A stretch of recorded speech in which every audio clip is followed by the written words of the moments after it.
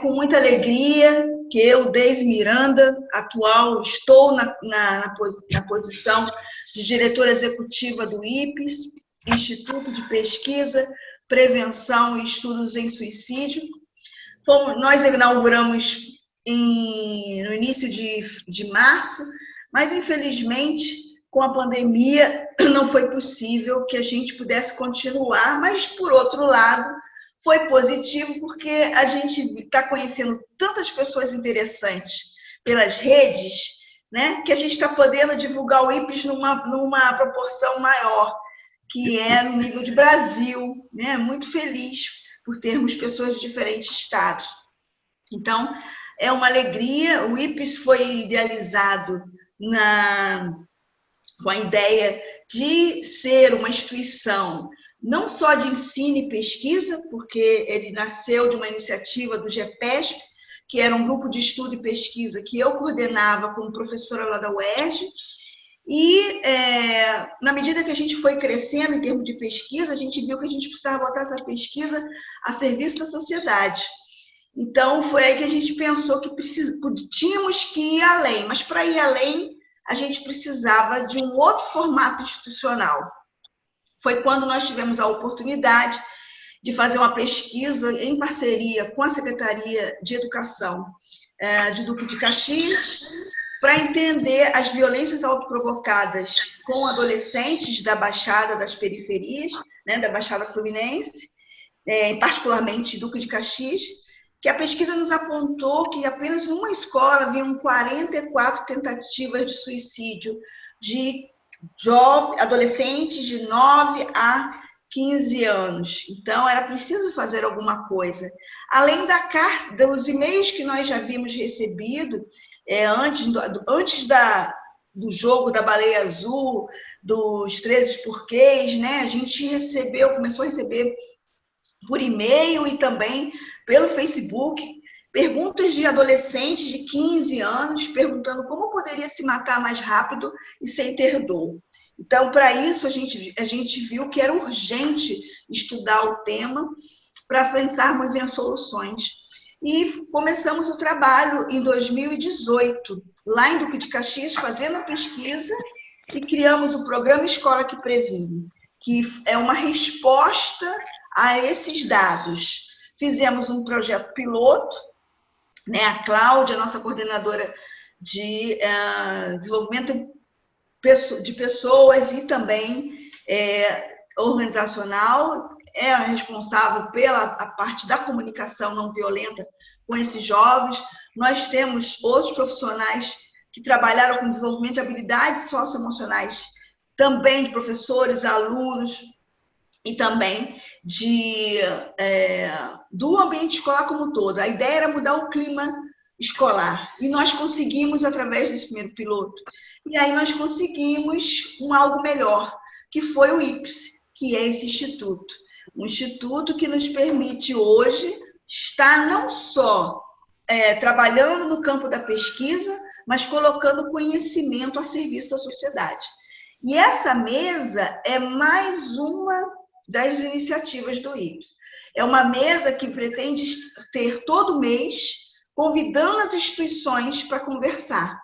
Por isso que é muito legal ver tantas pessoas importantes do ponto de vista, porque são pessoas interessadas numa sociedade mais saudável, mas também são pessoas institucionalmente que respondem por suas instituições e que podem estar nos ajudando a fazer accountability. Né? As instituições precisam aprender a prestar conta, a dizer para a sociedade o que elas fazem, quais são as agendas e como elas podem contar.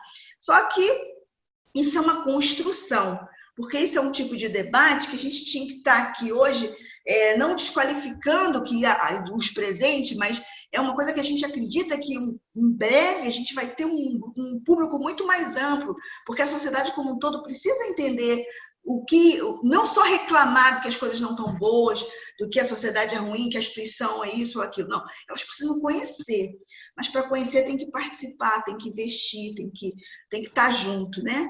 E é nesse espírito que nós criamos a mesa redonda chamada Conversando com as Instituições. Por isso que eu brinquei com o Roberto, com o senhor Roberto, para estar conosco em um dos eventos. A gente agradece a cada um de vocês, porque isso mostra o quanto que o tema é relevante e ter os senhores preocupados com esse tema, que é a vida, né? A gente, no fundo, a gente está falando da vida, é fundamental.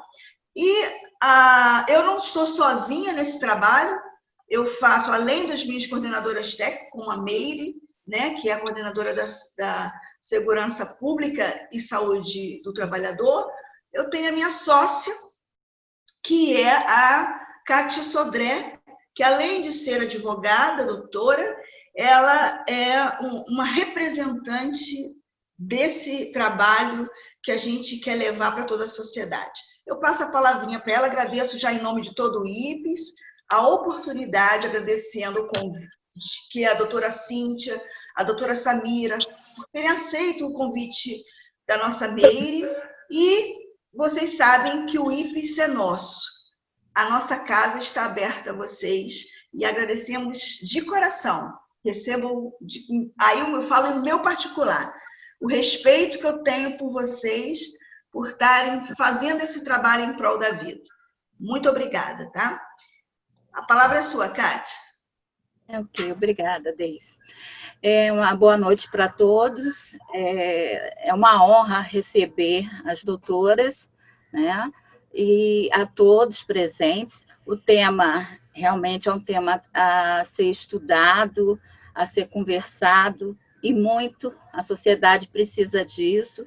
Eu sou uma representante disso, eu sou a mãe sobrevivente. A Deise me apresentou como sócia do IPES, e eu sou a diretora jurídica do IPES também, e coordenadora da ala de enlutados sobreviventes do suicídio. Eu sou a mãe sobrevivente, minha filha faleceu, vai fazer agora mês que vem, daqui a um mês, 5 anos. Ela era servidora pública federal, era servidora da ANS, da Agência Nacional de Saúde, e ela veio a falecer com 33 anos de idade. Então, eu represento aqui no IPES, né? Nós estamos criando um projeto, Sobreviver. Esse projeto está sendo estudado, está sendo trabalhado, e a gente segue, né, colhendo dados, vendo as pesquisas, trabalhando com muito carinho para acolher pessoas enlutadas e sobreviventes do suicídio, tá? De toda a sociedade, de todas as idades, tá? Amigos, parentes, todas as pessoas, colegas de trabalho, como é o caso do pessoal da segurança pública, né? Que geralmente os policiais têm os seus colegas, sofrem por seus colegas, seus parceiros de dia a dia de trabalho. Então, com a morte deles antecipada, né? Uma morte trágica, e que a gente tem que suavizar e acolher com muito amor. Então, eu estou honrada de tê-las aqui no IPES, agradeço a participação, tá? Estou muito feliz por isso. Obrigada a todas. E a todos. Passando a palavra agora para você, Meire, querida. Tá certo. Muito obrigada. Tá certo. Muito obrigada, Deise, Kátia, pelas nossas boas-vindas aqui. E eu também transmito aqui a nossa alegria de poder estar contando com a nossa primeira mesa redonda, né, com a participação das procuradoras regionais de trabalho, do Ministério Público do Trabalho, doutora Cíntia, doutora Samira. Nossos agradecimentos por compartilhar conosco também um importante segmento dentro do poder público, né, atuante, né, e amparo também na questão da relação da saúde e trabalho, especialmente aos agentes de segurança pública. Eu gostaria também de agradecer a todos presentes, né, agradecer pela participação, pela atenção, por despertar interesse por um tema de tamanha relevância para a nossa sociedade, né? Então, agora acho que a gente pode, feito isso, né, dar as boas-vindas. Eu estou coordenadora de Segurança Pública e Saúde do Trabalhador do IPS, a convite da Deise. Já atuamos nessa área de pesquisa desde 2013, enquanto GPESP, e também para mim é uma honra de poder estar calgando aí os degraus, né, desse estudo e, se Deus quiser, né, com todo esse trabalho envolvido, a gente conseguir realmente chegar aos nossos desejos, que é a prevenção do adoecimento mental, né, e das situações decorrentes a isso, né. Então, a nossa mesa redonda hoje, ela vai tratar de riscos psicossociais, agentes de segurança pública, a atuação do Ministério Público do Trabalho, né? O contexto desse tema, ele dentro da administração pública, nós temos o amparo de toda a parte do princípio da legalidade, né? Então, é muito importante todos nós sabermos que os agentes de segurança pública são servidores públicos amparados pelas leis trabalhistas, amparados dentro do segmento do trabalho, né, do direito social, amparado pelas políticas públicas voltadas para a saúde e segurança do trabalho, as políticas nacionais, né, com base nos princípios da universalidade, da integralidade, né? Então, nós temos aí trabalhadores do serviço público que são amparados por lei, né? Então, a gente traz aqui esse embasamento que é de direito, né? E fazemos, então, valer, diante de todas essas ações que a gente vem conversando, estudando, para que esses trabalhadores, diante dos seus riscos inerentes às suas atividades laborais, possam realmente ser protegidos. E essa proteção vai muito além em relação à própria integridade física e mental. Então, dito isto, eu passo a palavra, né, para as nossas doutoras, para que a gente possa, então, conhecer um pouco mais sobre esse assunto. Tá certo? Obrigada. Pois não, doutora Cíntia, doutora Samira, fiquem à vontade. Boa noite a todos e todas. Dizer que é uma alegria muito grande para a gente estar aqui participando dessa mesa redonda para tratar de um tema que não é fácil, é um tema para nós construirmos, como a Deise já falou, um segmento só não consegue resolver, né? Eu queria agradecer imensamente o convite da Deise, da Kátia, da Meire, do doutor Márcio Meirelles, que foi a pessoa que nos trouxe esse tema, doutor Newton Richa. Nós somos muito gratas por nos permitir conhecer esse mundo, né, do trabalho dos agentes de segurança pública, porque se nós não conhecermos a realidade de cada um, nós não teremos condições de atuar adequadamente no sentido de fazer valer todas as normas de saúde e segurança. Tá? Então, como a Meire já apontou, na verdade, nós vamos tratar aqui dos riscos psicossociais relacionados às atividades dos agentes de segurança pública. Né? É interessante que o trabalho ele sempre foi fonte de satisfação do homem, de inclusão dele na sociedade e de reconhecimento. Mas, de um tempo, esse trabalho, né, que ele seria uma fonte de realização, ele passa a se revelar como fonte de adoecimento. E aí a gente fica pensando o que está por trás desse cenário que faz com que o trabalhador ou a trabalhadora adoeça ou se acidenta. E nisso me faz lembrar uma tese de mestrado de uma servidora pública do Ministério Público do Trabalho, lotada em Brasília, a doutora Isabela Ramalho, que ela defendeu a tese dela de mestrado, falando sobre o absenteísmo, doença, custo humano do trabalho, custo econômico e a promoção da qualidade de vida no trabalho no setor público, onde ela aborda com uma propriedade ímpar todas as questões que se revelam nocivas no ambiente de trabalho e dando caminhos para que possam ser trilhados de forma com que a gente consiga fazer com que o ambiente de trabalho seja, de fato, um local de realização do homem e, através dele, essa inclusão na sociedade. Né? Então, durante muito tempo, os olhares, quando se fala em risco, eles sempre foram voltados para os riscos físicos, químicos, biológicos, basicamente, né? Mas acontece que os acidentes continuaram a ocorrer e os adoecimentos igualmente se desenvolverem sem que se tenha tido ideia do que poderia ser além desses riscos físicos, químicos e biológicos.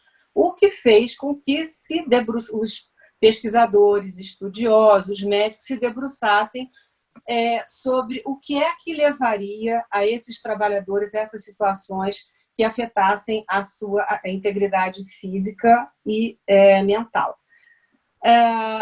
E aí, os riscos psicossociais, né, eles foram considerados como riscos a serem gerenciados.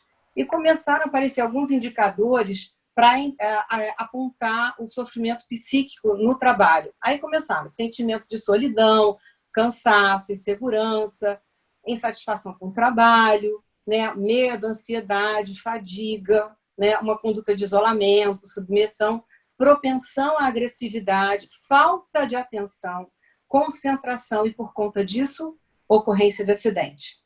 Então, vê-se que, na verdade, aqueles riscos únicos físicos, químicos e biológicos, na verdade, eles não estavam sendo suficientes para gerenciar o ambiente de trabalho.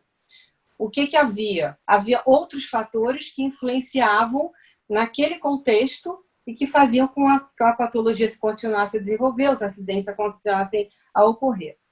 E começaram a ser identificados os fatores estressores que começavam a afetar esse ambiente de trabalho, nesse contexto dos agentes de segurança pública e em geral, porque as atividades hoje, as profissões, estão basicamente sofrendo dos mesmos problemas, com uma outra característica, mas em geral todos passam. O que hoje afeta e como se apresentam a listagem de riscos psicossociais seriam decorrentes de assédio moral, assédio sexual, discriminação de gênero, raça, religião, orientação sexual, falta de acessibilidade plena no local de trabalho, metas abusivas e impossíveis de serem atingidas, né? No caso da segurança pública, né, dos agentes de segurança pública, o desaparelhamento humano das corporações, o déficit de pessoal que impede sua reposição e renovação adequada. Isso faz com que cause jornadas, exija dos trabalhadores jornadas de trabalho excessivas, cobranças excessivas para cumprimento de prazos em curto período e metas difíceis de serem atingidas, né? Ainda, desaparelhamento estrutural e material, que isso afeta qualquer ambiente de trabalho das corporações. Ambiente de trabalho sem observância de normas de saúde e segurança, sem organização, manutenção, higienização adequadas, insuficiência de coletes balísticos e principalmente nesse momento de pandemia em que às vezes ele é compartilhado, né, e às vezes estão fora do prazo, né, e muitos fora da validade, como eu falei, né, falta de luvas para os bombeiros, insuficiência ou mesmo falta de manutenção de viaturas, né, que compromete também a segurança dos profissionais, sistema de informática paralisado ou obsoleto, o que compromete, inclusive, o serviço de inteligência de algumas corporações, né? Ainda, o que é importante? Não tem falta de treinamento, capacitação, qualificação profissional. Isso tudo traz a valorização do trabalhador. O trabalhador ele quer se sentir parte daquela organização. Ele quer ser ouvido, ele quer ser valorizado, e aí é que traz o benefício para a organização do trabalho.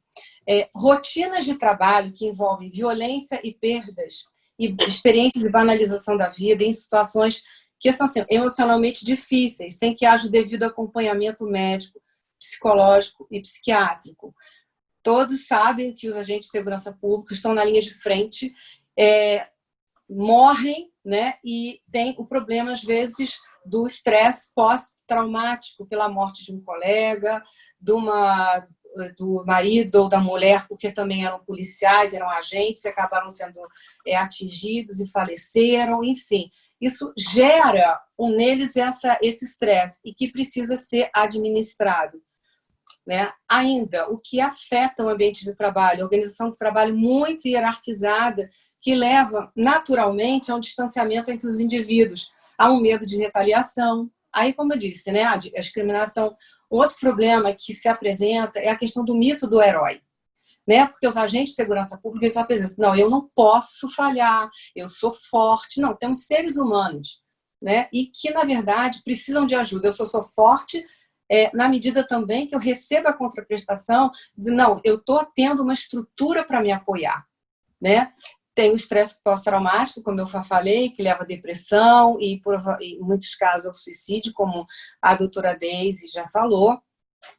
E nesse contexto atual, aparece a questão da Covid-19, que ela se traduz em risco biológico grave, com risco efetivo de contágio, morte, distanciamento social, aumenta a sensação de tristeza, medo de perda de familiares, amigos, inadaptação ao teletrabalho. Muitas instituições já estavam preparadas, naturalmente, alguns já trabalhavam nesse tipo do trabalho remoto, já tinham uma estrutura montada. Da noite para o dia, não, vamos todos trabalhar em home office ou teletrabalho, enfim.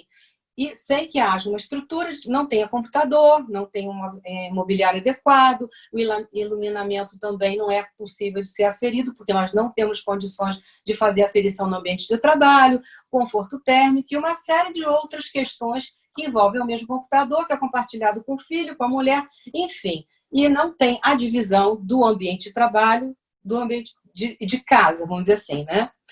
E aí, tem outra questão, que é a falta de valorização dos profissionais pela própria sociedade. É um fator muito relevante que os agentes de segurança pública eles passem a ser vistos pela sociedade, a que haja um trabalho de valorização desses profissionais para eles, para a sociedade, para as suas famílias, né? Enfim. Aí, porque vamos pensar todos na questão dos problemas, não. Porque esses problemas, né, como eu já disse, eles afetam toda uma gama de profissionais de várias áreas. E com o contexto da pandemia, a fragilidade de sistemas e organizações de trabalho veio à tona. E começaram a aparecer vários problemas que efetivamente não tinham se mostrado. Feito esses apontamentos com relação aos problemas, algumas soluções que poderiam ser trilhadas, caminhos que poderiam ser trilhados, eu apontaria uma ferramenta para melhoria, como, por exemplo, o programa SOLVE, que é um programa da Organização Internacional do Trabalho, que ele integra a promoção de saúde às políticas de saúde e segurança no trabalho.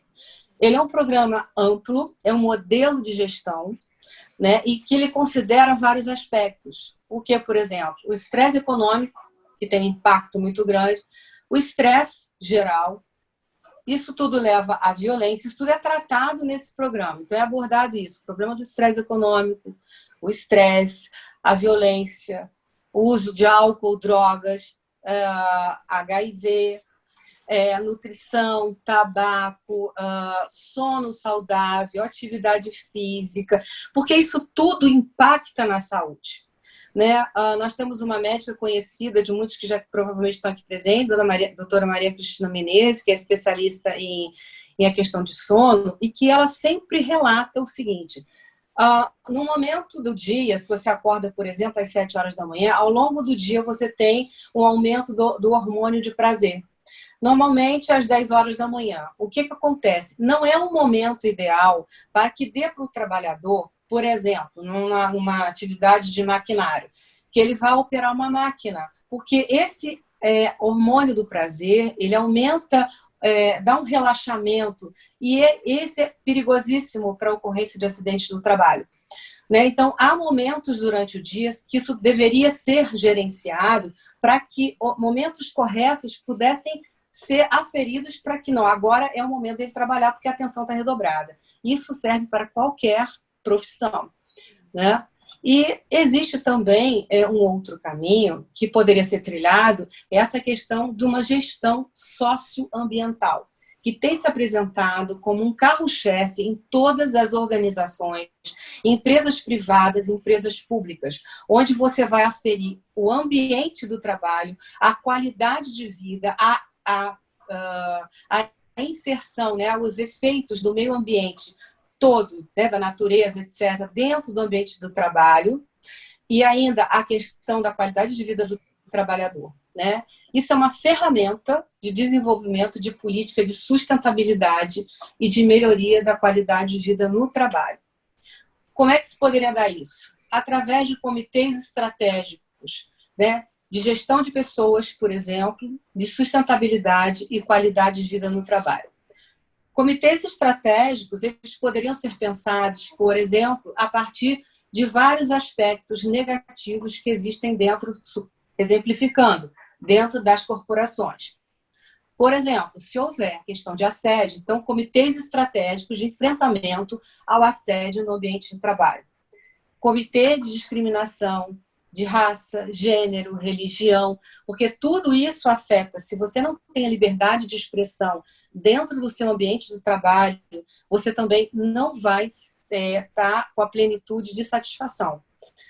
Outra coisa importante, o comitê de acessibilidade, de permitir que o deficiente tenha condições plenas de exercer suas atividades naquele local, né? E ainda, um fator extremamente importante, que é sustentado pela doutora Isabela Ramalho, é a questão do desenvolvimento de gestores, de líderes, porque são pessoas, são fundamentais na organização de um trabalho.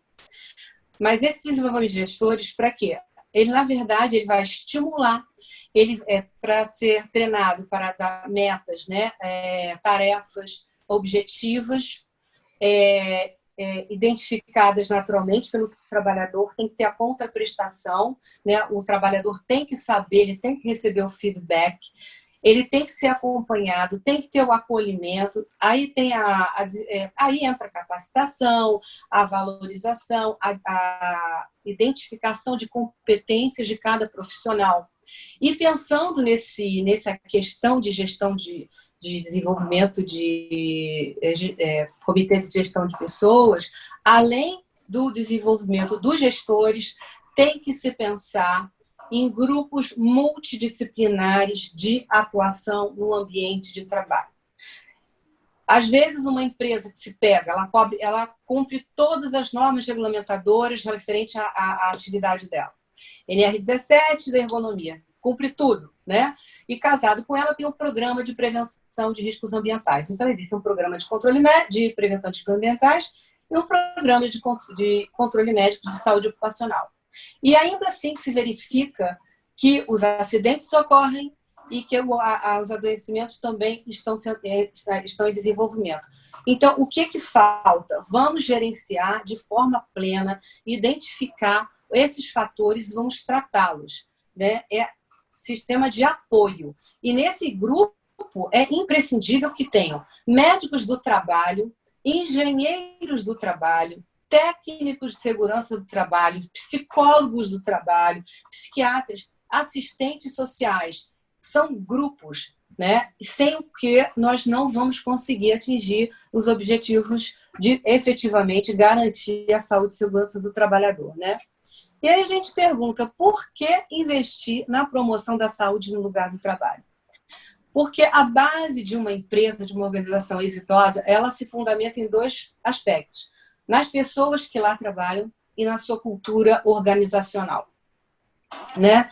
Um trabalhador, né, que ele presta serviços no ambiente de apoio, ele vai se sentir, né, melhor, mais saudável, ele vai haver no ambiente de trabalho menos absenteísmo, menos presenteísmo, os trabalhadores terão maior motivação, aumenta a produtividade, qualidade do trabalho prestado, menor rotatividade, tá? E ainda trazem uma imagem positiva da empresa e uma responsabilidade social consistente, né?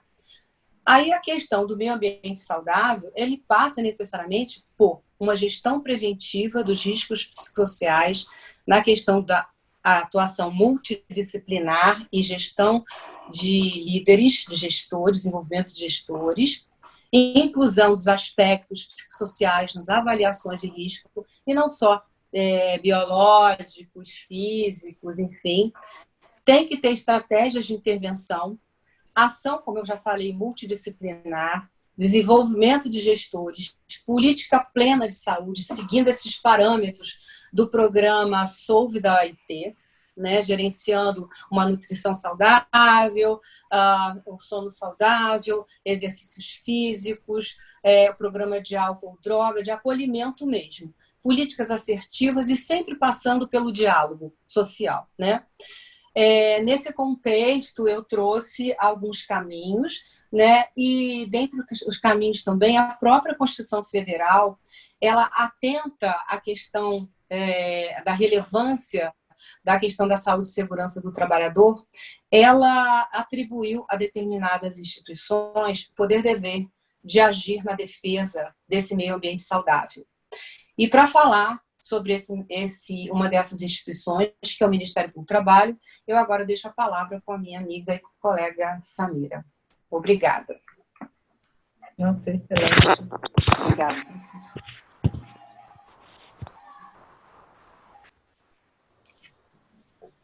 Tem o microfone, doutora Samira. Pode abrir o microfone. Boa noite a todos. Eu queria dizer, inicialmente, que eu estou muito feliz e lisonjeada com esse convite. Agradeço ao IPES, em especial a Deise, a Kátia, a Meire, pela organização desse evento. Agradeço ao Dr. Márcio Meirelles e ao Dr. Newton Richa também. A minha amiga e colega Cíntia, com quem eu aprendo muito e que eu admiro muito. E também eu queria mencionar aqui, eu não sei se eles estão presentes, mas algum deles está presente, mas os colegas, nossos colegas que compõem comigo e com a Cíntia o grupo de trabalho que foi criado na Procuradoria Regional do Trabalho do Rio de Janeiro para atuar em conjunto nos procedimentos promocionais que são voltados à proteção da saúde mental dos agentes de segurança pública do Estado do Rio de Janeiro e também o voltado à saúde desses mesmos profissionais no contexto da Covid-19, da pandemia. Agradecer também o nosso procurador-chefe, o nosso vice-procurador-chefe, que também nos ajudam muito nessa atuação. Eu queria começar dizendo assim, eu hoje fiquei pensando sobre qual resultado eu gostaria de alcançar com o evento de hoje. E me veio à cabeça que, além de trocar experiência e expor a atuação do Ministério Público do Trabalho aqui, eu gostaria muito que o evento de hoje plantasse mais uma semente no processo de conscientização dos gestores públicos estaduais e da sociedade civil fluminense como um todo, de que não há como se pensar em segurança pública de qualidade no Estado sem dedicar um olhar especial e atento à saúde física e mental dos agentes de segurança pública, sem enxergar tais profissionais como trabalhadores e seres humanos que estão submetidos a riscos reais e sérios de adoecimento, inclusive psíquico, e precisam urgentemente ser contemplados por políticas de gestão efetivas e preventivas que busquem promover sua saúde como um todo, zelando pela sua qualidade de vida em sentido amplo, dentro e fora do serviço, abordando aspectos profissionais e pessoais, físico, psicológico, social e até espiritual, né? Há uma crescente exigência da sociedade civil para uma eficiência nas ações desenvolvidas pelos profissionais de segurança pública, mas na prática ainda é incipiente o reconhecimento de que há uma inter-relação entre a organização e as condições de trabalho, a saúde física e mental dos agentes de segurança pública e, por consequência, a qualidade do trabalho por eles desenvolvido. E que as condições de trabalho a que eles estão expostos os submetem a inúmeros e graves fatores de risco, né, que levam à perda de produtividade e o adoecimento. E, em muitos casos, como a Deise falou, ao suicídio, né, cujo número é cada vez maior. Também é incipiente o reconhecimento de que o ambiente de trabalho, a depender de como ele é gerido, ele pode ser causa de sofrimento psíquico ou também agente promotor da saúde mental desses profissionais, né? E de que por isso é preciso proporcionar-lhes um ambiente de trabalho amplamente saudável. E quando eu falo em ambiente de trabalho amplamente saudável, repetindo um pouco o que a Cíntia disse, o meio ambiente de trabalho saudável é aquele que busca afastar ou ao menos minimizar os fatores de risco, mas também promover os fatores de proteção, né? Fatores que auxiliam os indivíduos a melhor enfrentar as dificuldades que se colocam no dia a dia profissional e da vida pessoal deles, né? E aí, trazendo para o caso específico aqui, né, que são os agentes de segurança pública, eu indicaria, né, como fatores de proteção, o desenvolvimento de relações interpessoais de confiança com colegas de trabalho e familiares, a sensação de pertencimento, né? Eu me lembro que numa oportunidade, em uma exposição que eu e Cíntia comparecemos, um policial disse expressamente: eu me reformei, eu me aposentei, eu me vitimizei e aí estou afastado do trabalho e perdi a sensação de pertencimento. Isso está me levando à depressão. Isso está me levando a adoecer psicologicamente. Eu não me sinto mais integrado à corporação, né? Há também, como outro fator de proteção, é o desenvolvimento da resiliência, né? Para aceitar as dificuldades, não deixar que elas assumam um tamanho maior do que elas possuem. Desenvolver também atividades que gerem nos agentes de segurança pública uma percepção otimista da vida, um sentimento de valorização e satisfação, e o exercício mesmo da espiritualidade, que não se confunde com religião, né? Tem que ser respeitada a religião de cada um, obviamente. Mas, assim, um espaço, uma oportunidade, um incentivo a que se desenvolva crenças espirituais, que também levam ao alcance desses sentimentos positivos, né? E, então, como eu disse, assim, não há por um lado, a exigência de uma melhor eficiência na atuação dos agentes de segurança pública, mas não há um reconhecimento de que, para que isso aconteça, as condições de trabalho e dos agentes de segurança pública precisam mudar, precisam promover uma saúde física e mental a esses profissionais, né? Nesse contexto, o Ministério Público do Rio de Janeiro, como órgão de controle e de promoção dos interesses sociais e individuais indisponíveis, abraçou essa causa, né? E deu início a uma atuação em busca da implementação de uma assistência ampla e integrada à saúde mental dos agentes de segurança pública do Estado do Rio de Janeiro. E a partir dessa atuação inicial, tendo em vista o surgimento de um novo risco biológico, né, o novo coronavírus, também deu início a uma outra atuação em prol da implementação de medidas voltadas à prevenção e ao enfrentamento da Covid-19 em favor dessas mesmas categorias, e também em favor dos profissionais de saúde e terceirizados que trabalham nas corporações envolvidas.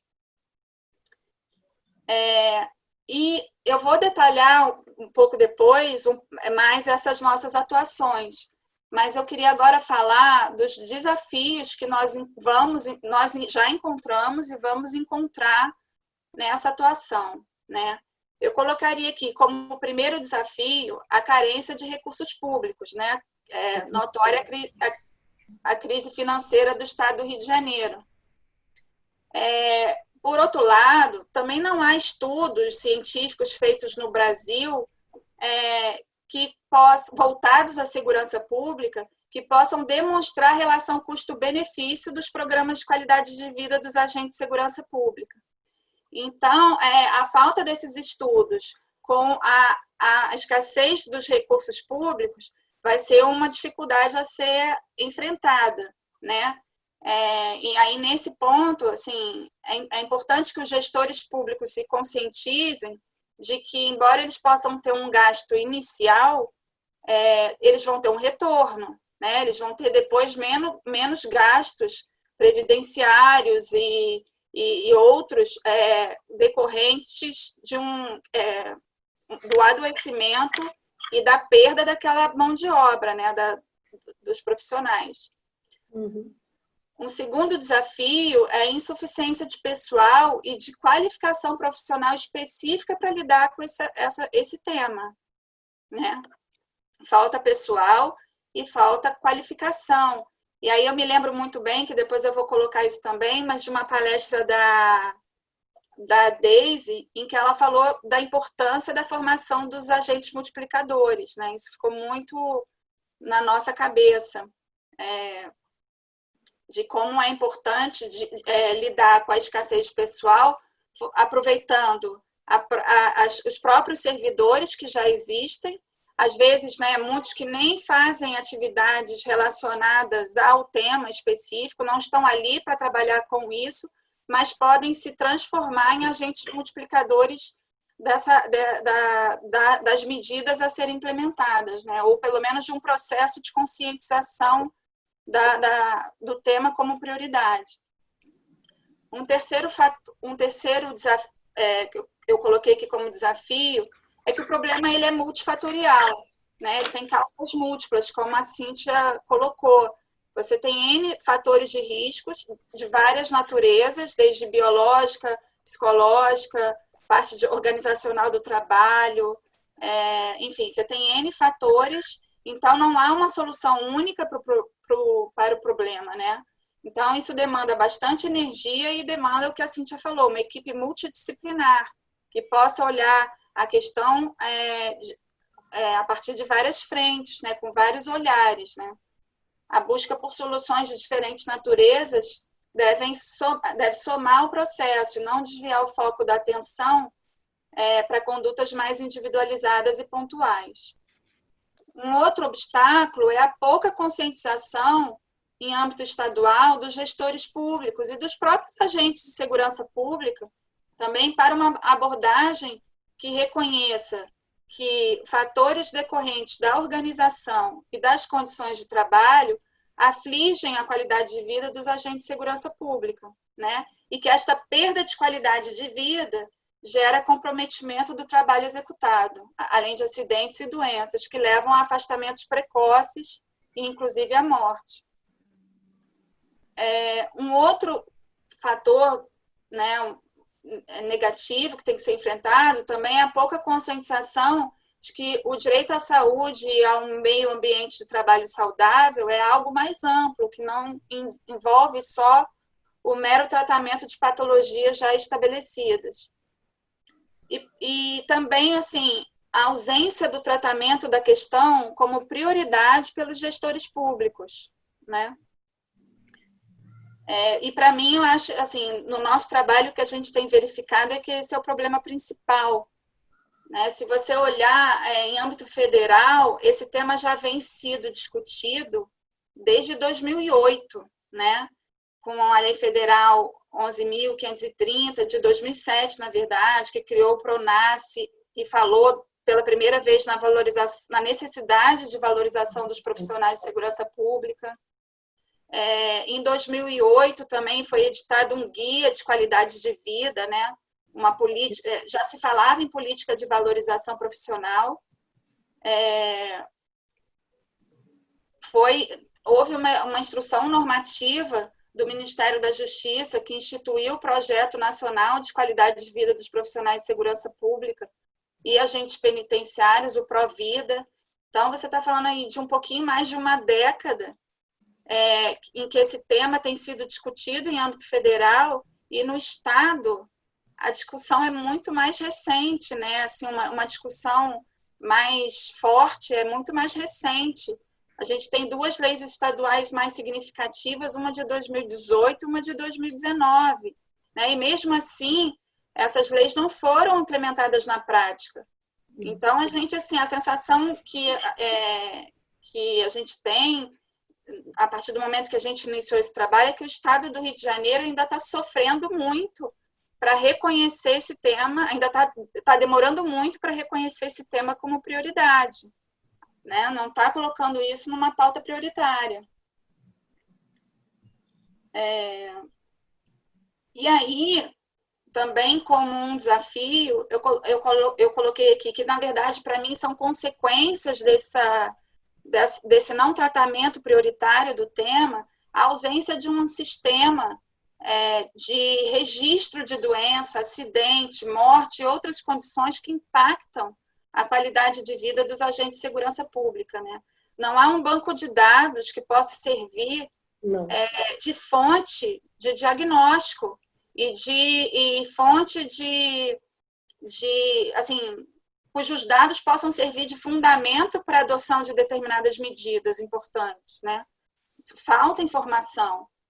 E também não há, assim, há poucas medidas paliativas e pontuais implementadas no âmbito do Estado do Rio de Janeiro, mas não há ainda um programa amplo, integrado, que trate de tudo, da qualidade de vida dos agentes de segurança pública como um todo, né?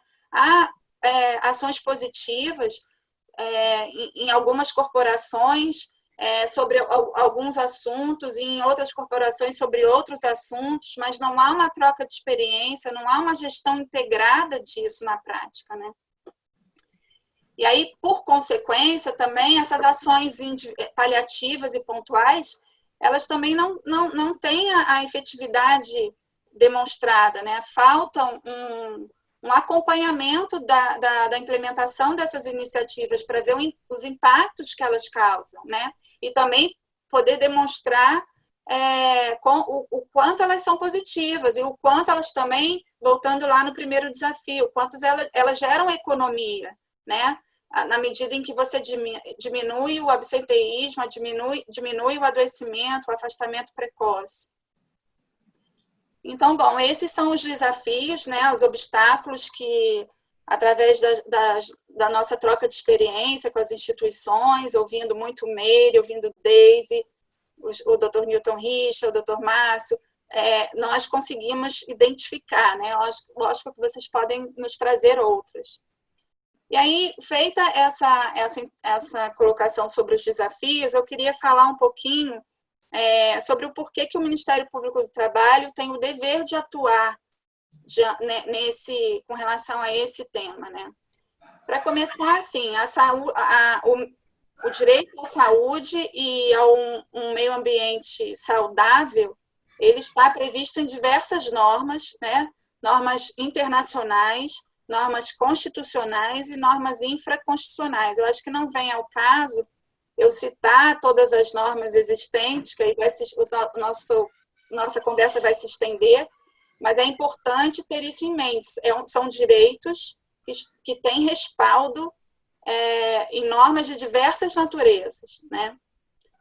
Além disso, o meio ambiente do trabalho, ele é meta institucional do Ministério Público do Trabalho, né? E aí vocês podem perguntar, nós temos até 2 coordenadorias que lidam com esse assunto, a CODEMAT, que trata desse assunto com foco nos empregadores privados, né?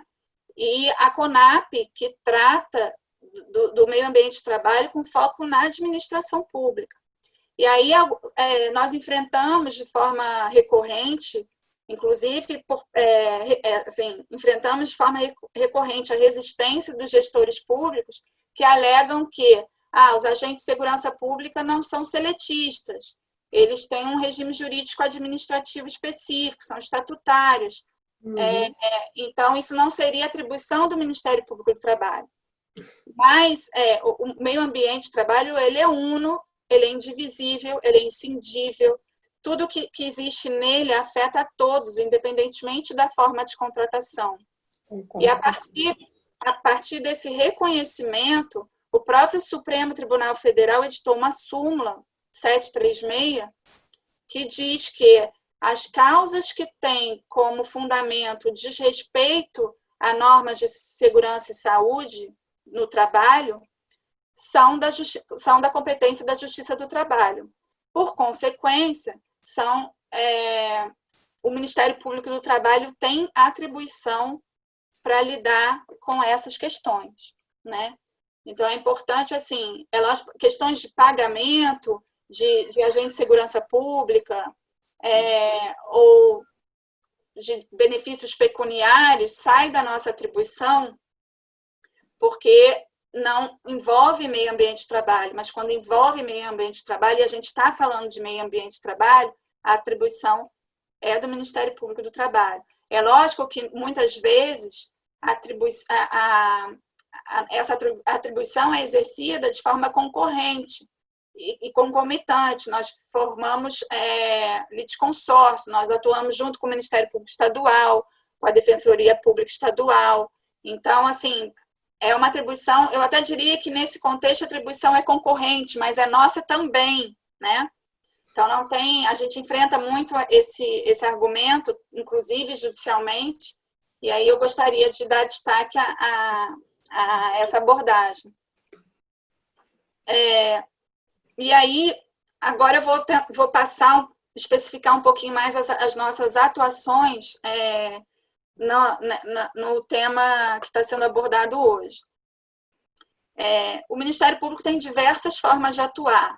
Eu vou dar destaque aqui à nossa atuação investigatória, né, porque nós recebemos denúncias ou tomamos ciência de condutas irregulares, né, de comportamentos ilícitos, que geram lesão a direitos difusos, coletivos, individuais homogêneos ou individuais indisponíveis.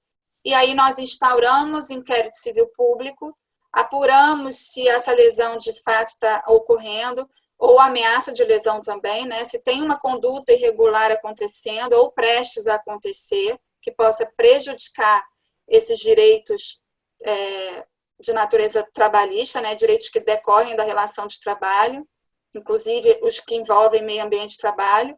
E aí nós, constatada a irregularidade, nós chamamos, pode ser o administrador público ou o empregador privado, para regularizar a sua conduta, né?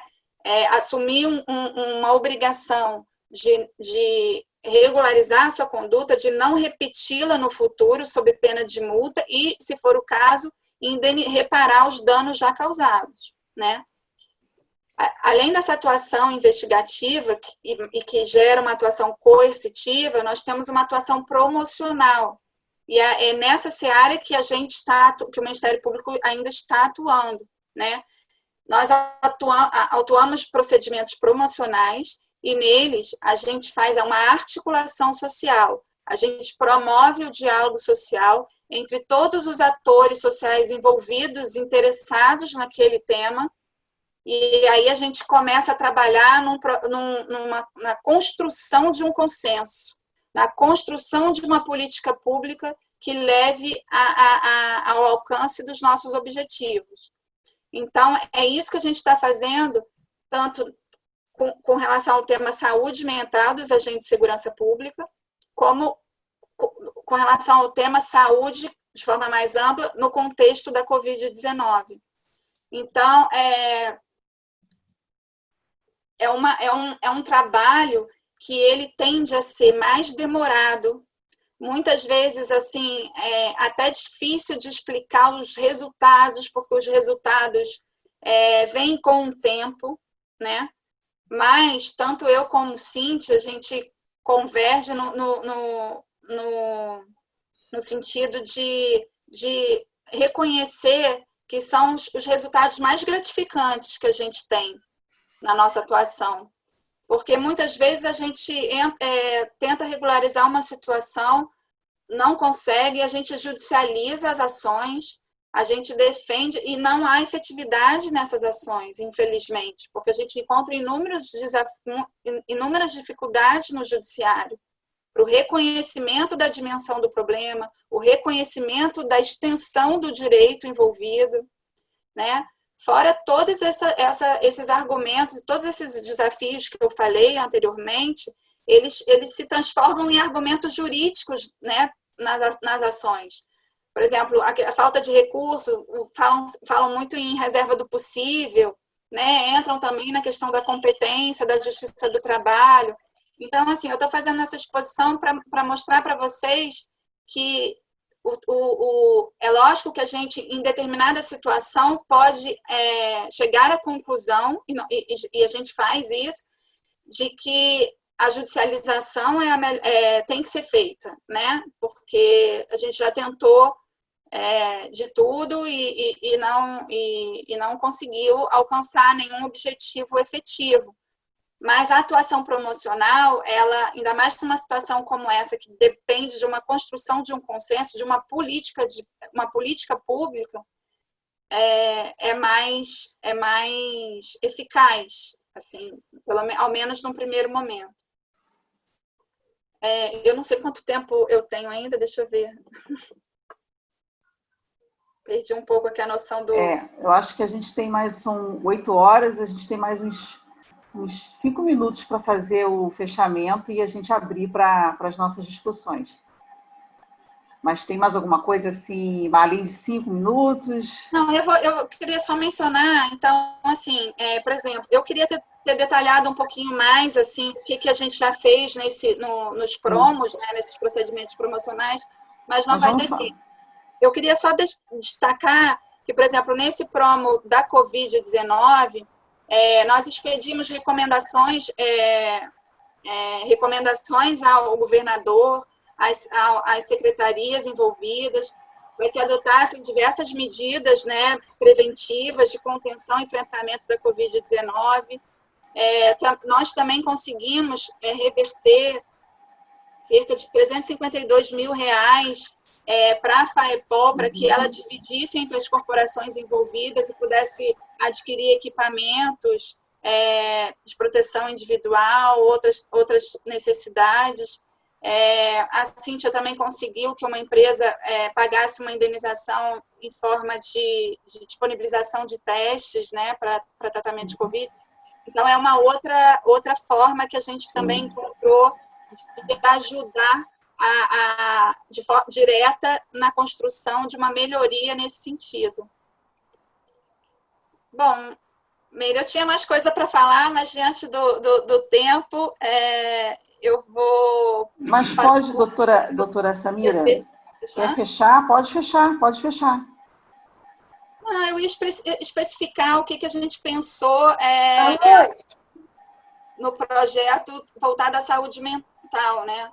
Sim, pode fechar. 5 minutinhos a gente dá início à discussão. Pode fechar.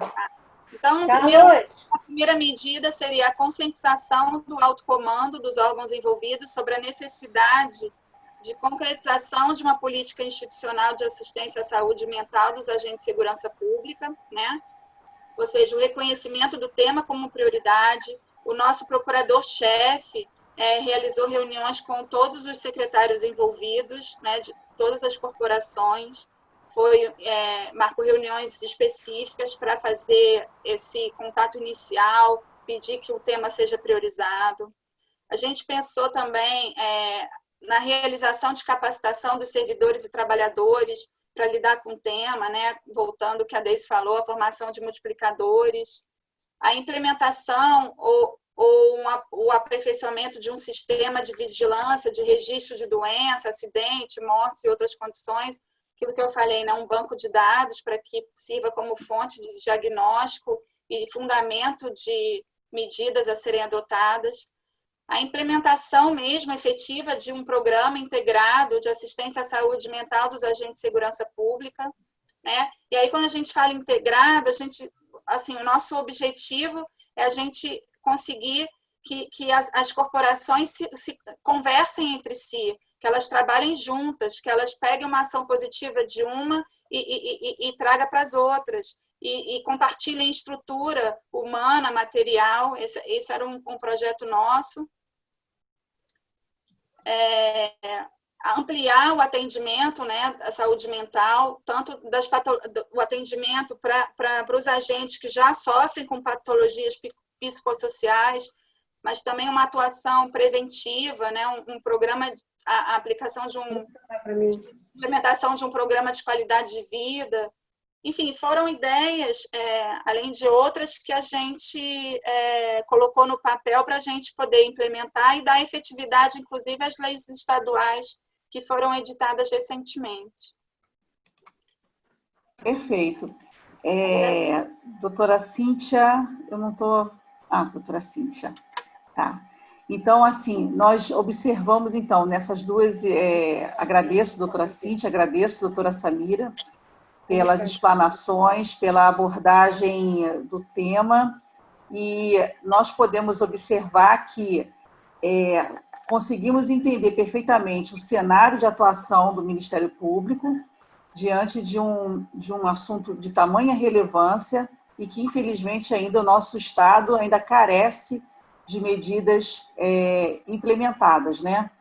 A gente observou que, apesar de termos um arcabouço legal, né, robusto, de leis federais, leis internacionais, leis estaduais, nós não temos o efetivo cumprimento dessas leis, né? E isso muito me chama a atenção, porque o princípio da legalidade, que é basilar na administração pública, não está sendo cumprido por quem de direito, né?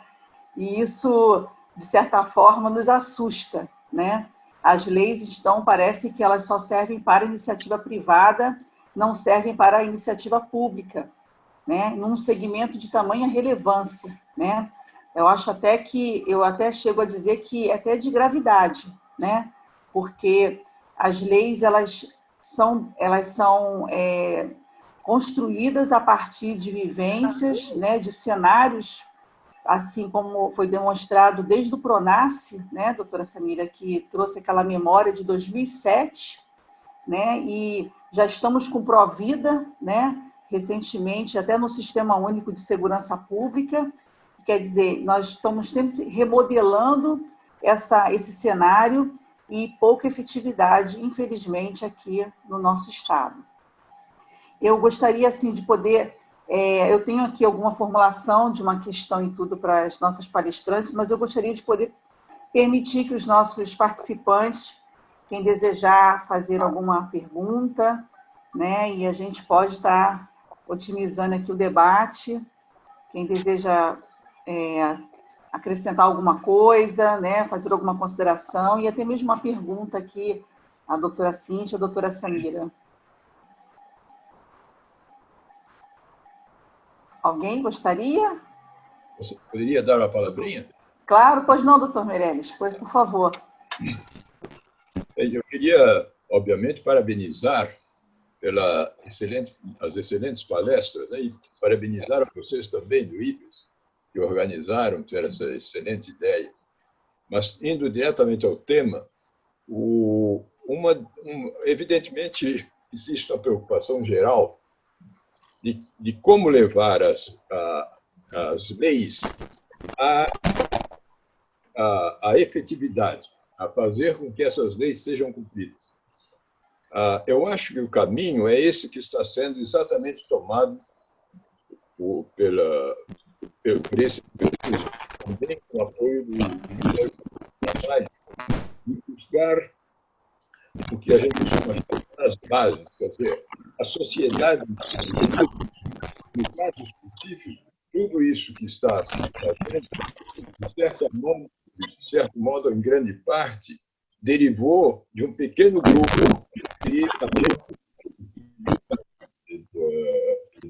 segurança pública que se mobilizaram e que procuraram, junto às autoridades, junto à Assembleia Legislativa e junto a outras entidades, até como o nosso pobre, humilde Observatório da Saúde, mas que cada um fazendo um pedacinho, um esforço, as coisas vão acontecendo. Então, é difícil você ter acontece. Eu achei muito interessante, por exemplo, essa colocação da doutora Samira da necessidade das ações integradas. Porque o que a gente vê muitas vezes, não só nisso, mas especialmente nessa área da saúde, é uma duplicação de esforços e, sobretudo, de despesas. Cada instituição pretende construir um conjunto completo de coisas, quando seria muito mais razoável que se fizesse o que exatamente esse grupo está procurando fazer, que é uma conjunção de esforços. Cada entidade entra com a parte, aquilo que lhe é mais favorável, e vai dividindo por todos esse esforço que se torna um esforço comum. É muito mais eficiente, muito mais barato. Agora é mais difícil fazer superar as vaidades, superar enfim, tudo isso que a gente sabe que é muito humano e que existe, mas que a gente tem que fazer um esforço para superar. Não vou me estender, queria parabenizar mais uma vez e agradecer a oportunidade da gente estar aprendendo tanta coisa. Muito obrigado. Obrigada, doutor. Gostaria de falar? Doutora Cíntia, gostaria de... Queria agradecer o comentário do doutor Márcio, é sempre muito bem-vindo, e de uma pessoa tão dedicada, sempre foi um profissional tão competente, dedicado, super sério, e que nos trouxe esse problema, né, através do Observatório de Saúde e Segurança do Estado, essa questão tão delicada, né, que é dos agentes de segurança pública, porque quando nós pensamos, vamos cumprir a lei, simplesmente ajuizando uma ação, é como a Samira já havia falado, nem sempre a gente tem a certeza de que nós vamos ter êxito na ação. E sempre quando há uma ação proposta em face de um ente público, é tudo mais difícil, né? Porque os prazos para recursos são diferentes, existe toda uma gama de coisas processuais que também fazem com que ande mais devagar para poder efetivamente chegar ao final do processo, né? Além do que, o que assim, você mais facilmente aplica numa empresa privada, né? Porque ela dispõe do dinheiro dela, no setor público não é assim. Isso não é uma justificativa para que nada seja feito, não. É para que nós tenhamos a consciência de que existe, sim, a medida de ajuizar ações, etc. e tal, mas, sobretudo, essa construção que nós entendemos que, neste momento, vale a pena tentar. Nós conseguimos ter contato, né? Nós visitamos também as corporações com o doutor Bertier, os outros integrantes desse grupo que se propôs a tratar sobre a questão da saúde mental dos agentes de segurança pública. E aí, com isso, para essa aproximação, como a Samira já falou, né? E nós, dentro desse procedimento promocional, na verdade, é um projeto. É um projeto que se tem baseado em indicadores, né, um cronograma. Isso tudo é um pilar que é que ser seguido. Nós temos um objetivo e nesse objetivo tem caminhos a serem trilhados, né? Então, porque assim, tudo que você quer mais efetivo, como qualquer programa, ele tem que ser bem estruturado. E ele tem que receber as informações, a participação de todos. Há grandes projetos e outras atividades em curso e que se desenvolveram muito. Existe um fórum de combate ao uso dos agrotóxicos já há muito tempo aqui no Rio de Janeiro, do qual participam várias instituições. Então, mais ou menos igualadas as devidas proporções, nós queremos que o ideal é que dentro desse promocional se construa uma cultura de prevenção, de apoio aos agentes de segurança pública e aos seus familiares, porque eles também sofrem reação em cadeia, né? E aos colegas e tudo mais. Enfim, é uma classe que precisa de atenção, não é fácil não, mas é um desafio e que nós nos propusemos a enfrentá-lo, né? Então, é mais um agradecimento à fala do Dr. Márcio, sempre muito perfeito em tudo que se manifesta. Então, é um agradecimento nesse sentido. Perfeito. Por essa vertente que não somente o cumprimento das leis iria garantir realmente a efetividade da proteção da integridade física e mental desses agentes, é aquele outro lado que também foi colocado nas abordagens de valorizar esse profissional, de entender que esse profissional exerce uma atividade essencial e muito mais assim agora provada aí durante essa pandemia, que o serviço foi ininterrupto, é saber que esse profissional também tem sentimentos, ele também carece de proteção e agora mais do que nunca porque vive diante de medos, de incertezas e diante também do perigo, né, da violência, da criminalidade. Então, o pensamento do gestor público hoje, que tem que ser voltado para essa questão do cumprimento legal das decisões de procedimentos, de tudo isso que reveste essa matéria de saúde e segurança do trabalho, vai muito além quando ele também pensa na proteção à saúde e à vida desse profissional, né?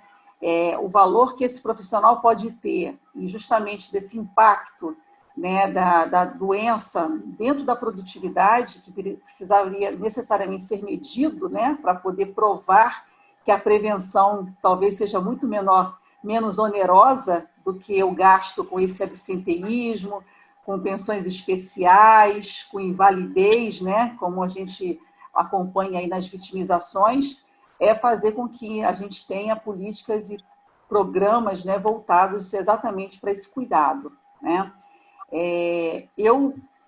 Dentro desse contexto todo, eu gostaria de saber se mais alguém gostaria de contribuir, né? Doutor Renato, por favor. Meire, tem uma outra pessoa antes, que acho que era o Newton, que escreveu Newton antes. Foi? Ele chegou a se inscrever aqui. Dá a palavra para ele e depois... Tá, então, Newton Richa, depois doutor Renato, tá certo.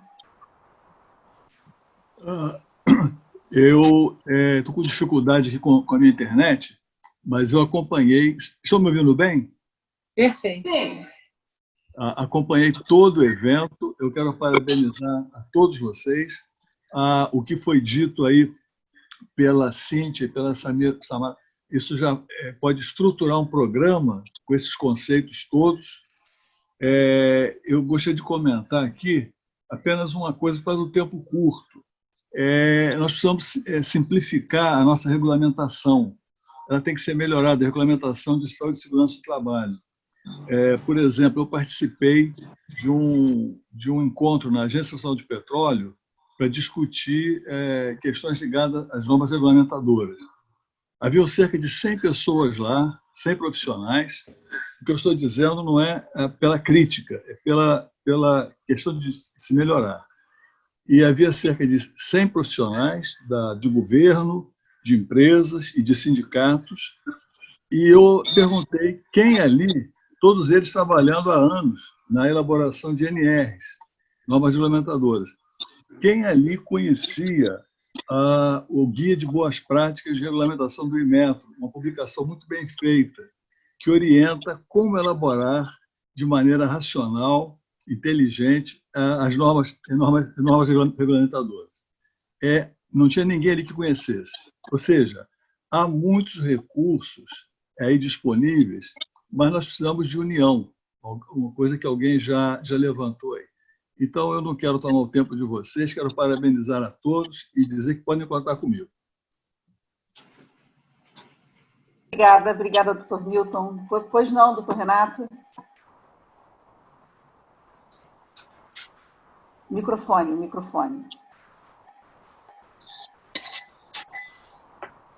Ligar o microfone. Aquele iconezinho pequenininho. Precisa só ligar o microfone, doutor Renato.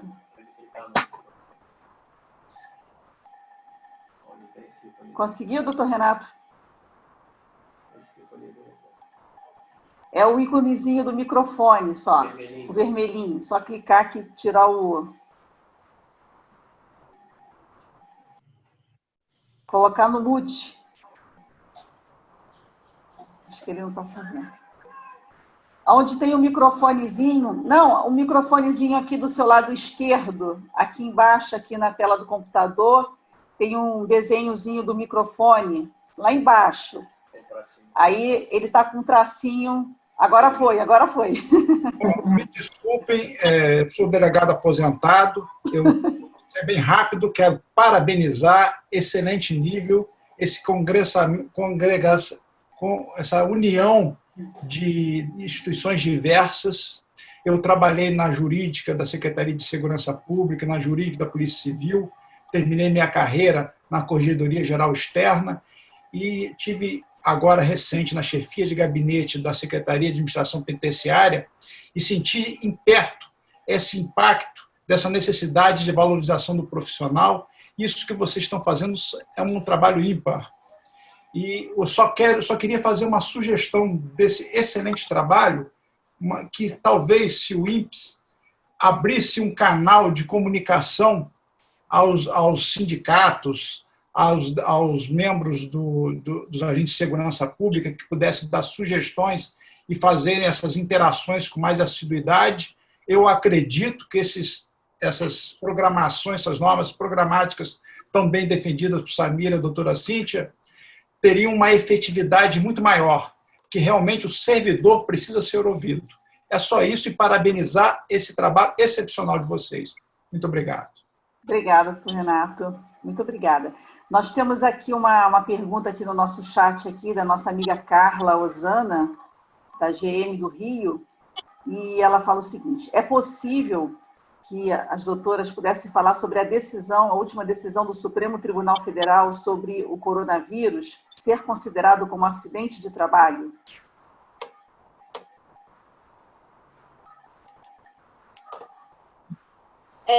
Miriam, Meire, você tá me ouvindo? É que eu perdi a tela aqui. Estou ouvindo sim, vou repetir. Estou ouvindo sim, estou ouvindo bem. A Kátia, ela gostaria de saber, falar alguma coisa sobre a decisão do Supremo Tribunal Federal de considerar o agente que contrai o Covid-19 ser considerado como acidente de trabalho.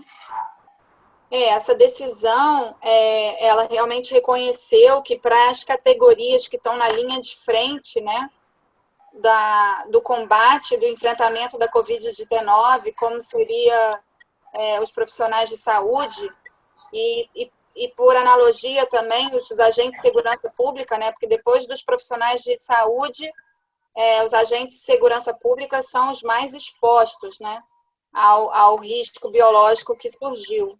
Então, realmente houve um reconhecimento de que essas atividades, elas implicam um risco maior, que o risco de contaminação é inerente ao exercício da função. Então, houve um reconhecimento de que haveria um nexo de causalidade, que se poderia presumir um nexo de causalidade entre o adoecimento e a morte, né? Se a Covid levar o profissional à morte, haveria uma presunção, né, de nexo de causalidade entre esse evento, o adoecimento e o trabalho exercido. Perfeito. Carla, certinho. Alguém mais gostaria de... Meire, eu queria fazer uma colocação. Pois não. Mas eu espero, se tiver alguém mais que queira falar, eu posso ser a última. Não, eu não tenho mais ninguém, não, por enquanto não.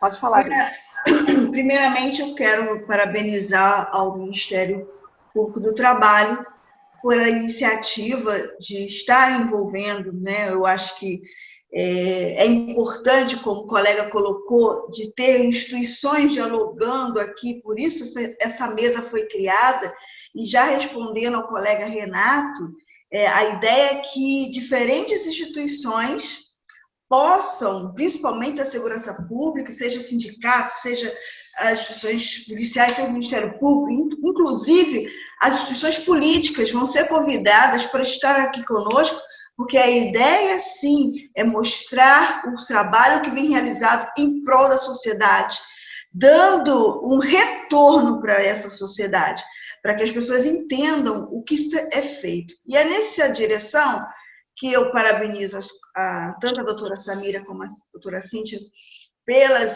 trabalho que vem sendo realizado no Ministério Público, e ter essa questão, esse tema da saúde mental dos profissionais de segurança pública na agenda, né, institucional. Isso é muito importante. E quando eu comecei a trabalhar com esse tema, em 2010, eu falava sozinha. Eu não tinha possibilidade de falar com a instituição, nem do universo universitário, nem das instituições de segurança, muito menos a sociedade como um todo.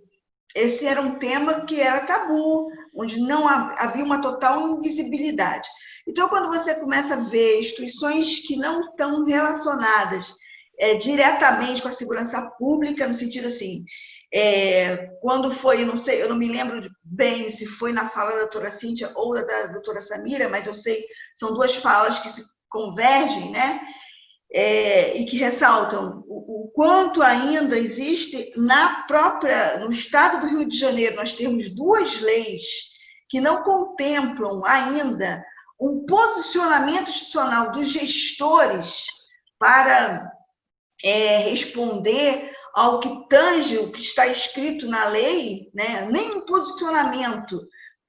Ou seja, a questão da saúde mental no estado do Rio de Janeiro ainda é um tema, da saúde mental dos profissionais de segurança pública, ainda é um tema de total invisibilidade.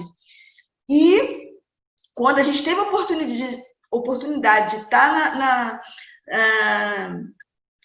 lá, tendo estar dentro de uma plenária, poder falar sobre o tema e fazer esse tema se tornar lei, isso para a gente foi uma grande conquista, porque nós, pesquisadores, temos a função de produzir conhecimento, mas acho que além do conhecimento, é fomentar esse conhecimento para as instituições. Então, assim, eu fico muito feliz de ver duas autoras, representantes institucionais, usando esses conhecimentos em prol da sociedade e do desenvolvimento dos seus trabalhos.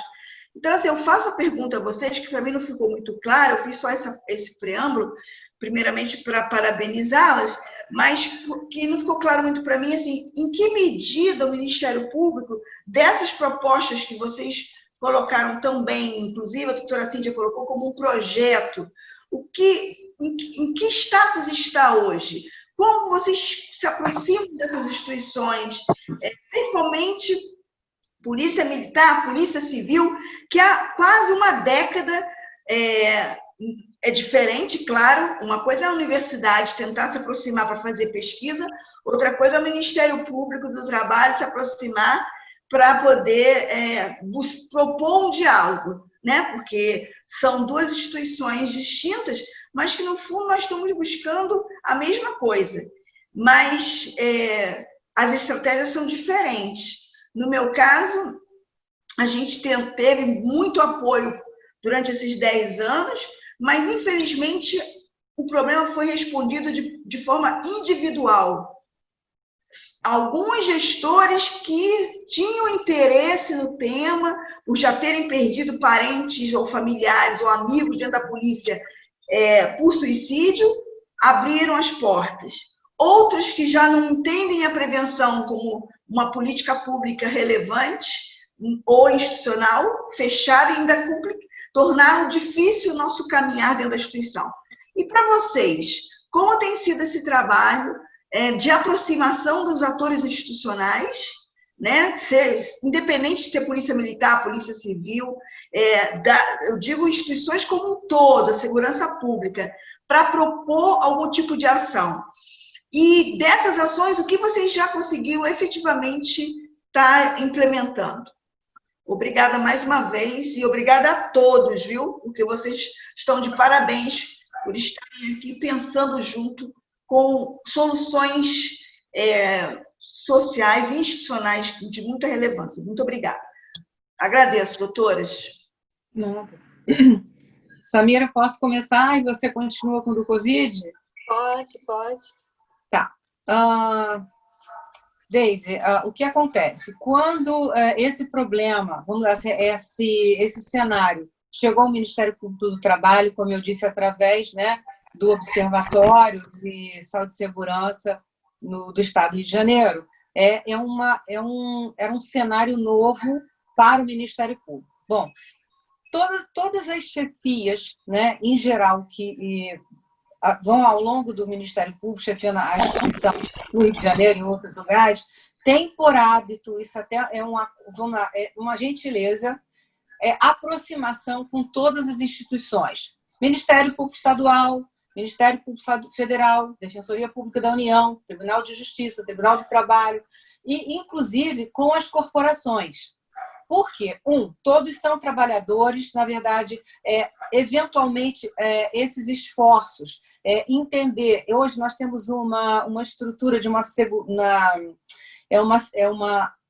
é um setor de segurança institucional que tem apoio também desses profissionais, das corporações. Então, ficou mais fácil, né, nós nos apresentarmos, porque inicialmente, para qualquer lugar que nós nos apresentemos, o que acontece? As pessoas, nossa, eles já vêm fazer investigação, quando na verdade não, nós vamos apresentar, nós temos uma atuação de investigação, mas o que nós queremos trazer é a construção de uma situação benéfica para todos os trabalhadores desse ramo de atividade, no caso, para os agentes de segurança pública. Então, nós, através do Dr. Márcio, do Dr. Nilton Richa, nós fizemos reuniões e começamos a esboçar dentro de um procedimento promocional. Nesse está na minha condução, mas não é só feito por mim, é por Samira, mas outros colegas, enfim, o que é que nós vamos fazer? Então, o que foi feito primeiro é conhecer a realidade de cada corporação, porque a gente não tem como dizer esta é igual àquela, não é. Cada uma tem uma realidade, às vezes uma tem uma estrutura melhor do que a outra, e isso nos obrigou a conhecer, até isso foi o interesse de todos nós, irmos às corporações conhecer a realidade. Porque se nós pensamos numa ação integrada, né? Como a Samira disse, eu preciso saber, né? O que essa daqui tem, por exemplo, o que o bombeiro tem que pode fornecer para os demais e os outros, entendeu? É uma troca, é criar uma estrutura de integração e entender que todos eles têm problemas. Então, assim, esse primeiro contato foi feito, nós fizemos o levantamento, participamos de vários eventos, enfim, quando nós iríamos começar a ter reuniões, essa coisa toda, aparece a questão da pandemia. E aí, por uma questão de não atuar dentro deste mesmo promo de saúde mental, nós preferimos abrir um outro, que agora esse outro está sob a responsabilidade da Samira, e eles andam em paralelo. O meu segurou um pouco para a gente jogar os esforços em cima desse, considerando que as corporações não tinham condições de equipamentos, de pessoas e nada para poder enfrentar uma pandemia de uma hora para outra. E que aí se revela o quanto não é só as instituições relacionadas à segurança pública, são os hospitais que não trouxe sim, a fragilidade de toda uma estrutura que não tem o mínimo de condição de assegurar, vamos dizer assim, a integridade física dos seus profissionais. Então, assim, dentro desse promocional que é conduzido pela Samira, que trata da Covid-19, é que nós demos uma atenção nesse momento. O meu já voltou para continuar. Agora, eu queria que ela falasse, então, um pouquinho o que nós estamos fazendo através do dela. Ok, obrigada.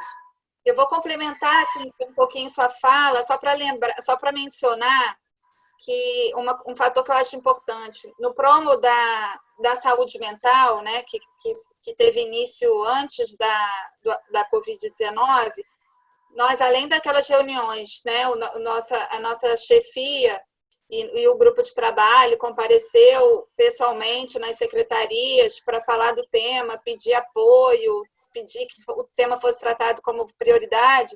Nós realizamos também uma audiência pública com as corporações, e aí para pedir informações, para trocar experiência, e chegamos a pedir que as corporações preenchessem, né, informassem as boas práticas, informassem o que tem sido feito em matéria de saúde mental.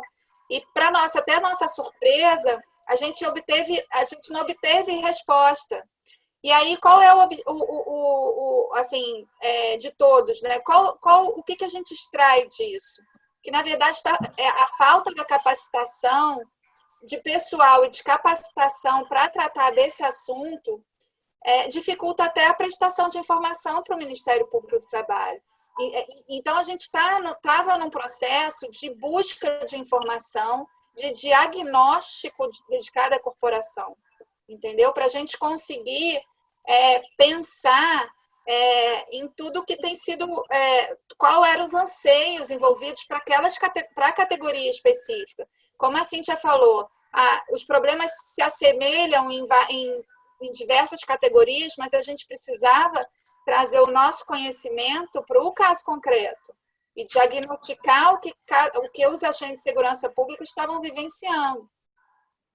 Então, e uma outra observação, em outubro de 2019 foi editada, agora eu não me lembro de cabeça a lei, que tratou do programa que foi até um trabalho de vocês, o programa de prevenção, né, às violências auto-infligidas e tal. 8.591. Isso, é porque eu não estou com ela aqui de cabeça, peço desculpa. Mas, assim, essa lei, por exemplo, ela é muito mais completa e ela aborda muito mais do que a lei anterior de 2018, que fala em saúde e segurança, né? Ela tem um viés assim, um pouco mais completo, assim, de tratar de forma mais completa a abordagem da questão, mais na qualidade de vida, o aspecto preventivo. Então, assim, tudo vai evoluindo, tudo vai sendo construído, entendeu? Agora, trazendo para a atuação COVID, é importante ressaltar, assim, que o procedimento promocional que trata da COVID, ele não é específico para a saúde mental. Ele trata de todas as questões envolvidas, né? Física, a questão... necessidade de mapeamento de risco, necessidade de plano de contingenciamento, necessidade de adoção de diversas medidas de proteção coletiva, de proteção individual. Assim, é um leque de medidas que são necessárias e possíveis e envolvendo todas as corporações, né? Envolvendo Polícia Militar, Polícia Civil, Corpo de Bombeiro, DEGASE, a CEAP. Então, assim, é um trabalho muito, muito difícil de fazer, né? Nós expedimos as recomendações recomendatórias, entramos em contato com o Ministério Público Estadual, algumas coisas eles já tinham tratado. Nós submetemos os documentos à análise das nossas perícias. Então, isso tudo está sendo construído, né? Paralelamente, nós fizemos também, assim, indicar tudo o que a gente conseguiu, todas as medidas, assim, como são vários os aspectos abordados, eu acho que eu não conseguiria fazer isso nesse momento. A gente pode, se achar necessário, marcar uma outra oportunidade. Mas, assim, e ressaltando, e aí eu volto a dizer, também nesse promo, além de dar essa diretriz do que deve ser feito em cada corporação, nós tivemos esse trabalho de converter indenizações que nós tivemos em ações civis públicas, em indenizações que as empresas teriam que pagar por descumprimento de acordo judicial, de termo de comprometimento ou de decisões transitadas em julgado, para reverter a aquisição de equipamentos e de outros bens necessários ao enfrentamento da Covid, todas as corporações, entendeu? E, na verdade, assim, por que dessa nossa atuação? E aí eu queria só finalizar a minha fala dizendo, é importante, assim, nós temos que exigir do poder público que tome as atitudes necessárias. Mas, diante de todos aqueles obstáculos que eu mencionei na minha exposição, a gente também tem que pensar em medidas alternativas para a gente alcançar os objetivos mais rápido. Então, por exemplo, fazer uma compra, reverter indenizações, em vez de ficar esperando que o poder público fizesse as aquisições. É uma medida alternativa que permitiu que o objetivo de proteger os agentes de segurança pública fosse alcançado de forma mais rápida. Uma outra ideia também, que a gente fala muito nesse projeto, é de você buscar parcerias com o setor privado, voluntariado, para poder participar dessa assistência à saúde mental, por exemplo. Então, a gente pensa num todo, porque a gente tem que abrir o leque para a gente alcançar esse objetivo de forma mais rápida, né? Perfeito. Obrigada, doutora Samira. Obrigada, Cíntia. Eu acho que se ninguém mais tiver alguma pergunta, eu vou fazer as considerações finais. Tá certo? Pois não. Alguém? Fátima. Oi? Pois não, Fátima. Pois não. Tudo bem? Só uma palavrinha. Claro, Fátima. Parabéns aí, doutora e Cíntia, Samira. O que Meire, pela oportunidade, né? Fiquei muito feliz de estar aqui com vocês. Eu sou da Guarda Municipal, para quem não me conhece, né? Sou subinspetora, trabalho na Coordenadoria de Valorização do Servidor. E tudo que as doutoras falaram, a gente trabalha um pouquinho de cada coisa e consegue fazer grandes coisas, né? Salvar muitas vidas. Mas, infelizmente, a gente perde outras vidas, né? E uma das questões mais difíceis que a gente encontra lá, nesses 5 anos que a gente tem de trabalho, é a falta de recurso. O Ministério Público, a gente é cliente de vocês, doutora Samira. A doutora chega no Ministério Público, manda lá, bate lá na CVS, né? Para responder. E aí, uma das situações maiores que nós temos é essa questão mesmo da falta de recurso. Na questão do Covid, a gente teve a felicidade de ter o poder de fazer algumas coisas. Uma delas foi separar o pessoal de risco, né, o grupo de risco, de imediatamente preservar essas vidas. Então, foi em torno de 1.500 servidores que foram resguardados em seus lares e feito toda uma campanha para que eles não saíssem da casa deles, e um trabalho efetivo da psicologia, né? Teletrabalho, e aí tinha o teleatendimento e outras coisas mais para tentar dar o suporte. Agora, a questão que a doutora Samira falou, né, o EPI, quando bateu para a gente o EPI, uma das coisas que foi muito difícil foi justamente esse material e não ter dinheiro para comprar, né?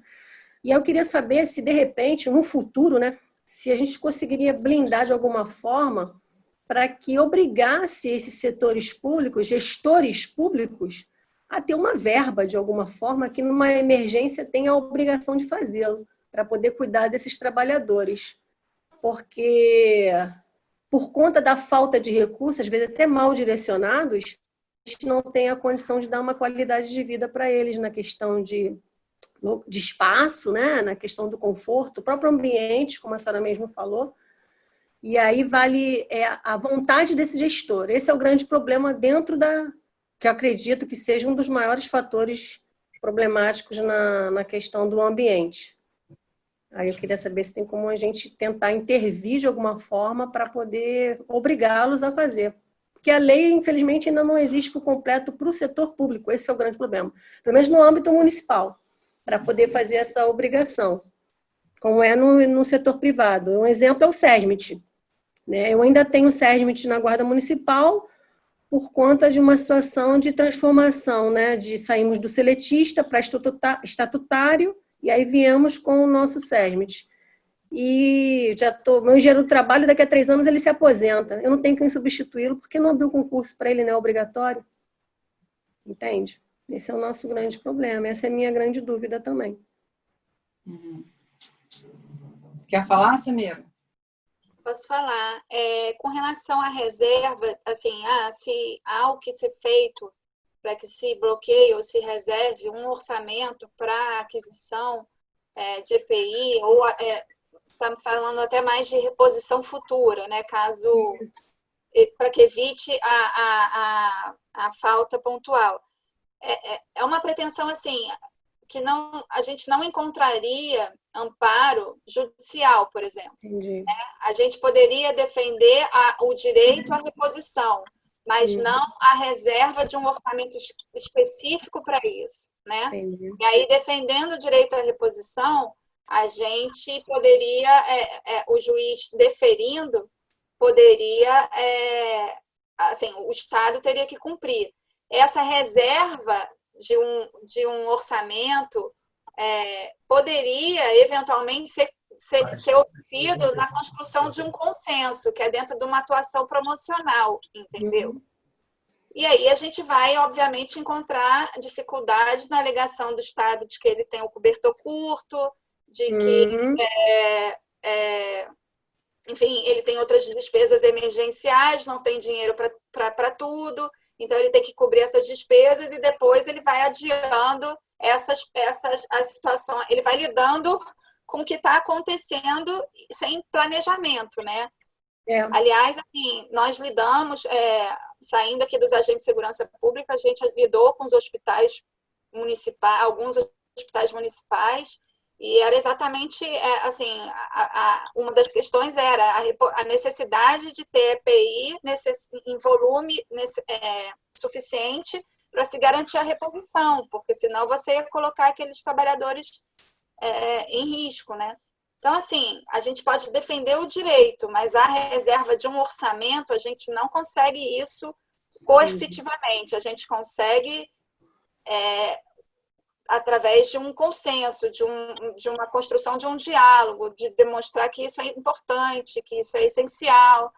E não é uma tarefa fácil diante do que eu falei, que o Estado sempre alega que o cobertor é curto, e de fato o cobertor é curto, embora tenha o administrador público tenha que fazer escolhas, né? Então, são dificuldades, assim, não queria tirar a sua esperança, há uma possibilidade de defender o direito, mas ele não é tão simples assim, entendeu? A gente encontra obstáculos. Tá certo. Bom, perfeito. Podemos, então, fazer as considerações finais? O que vocês acham? Podemos, doutora Cíntia, doutora Samira, Deise? Por favor, querido, nosso Por favor, tá certo. Então, assim, de todo esse contexto que foi explanado, muito bem explanado, nós temos aqui a certeza de que nós temos um arcabouço legal, nós temos leis, carecemos de informação, porque se nós não conhecemos o nosso cenário, a gente não sabe como caminhar e aonde chegar. Por isso que a importância de ter os bancos de dados, a informação transformada em conhecimento.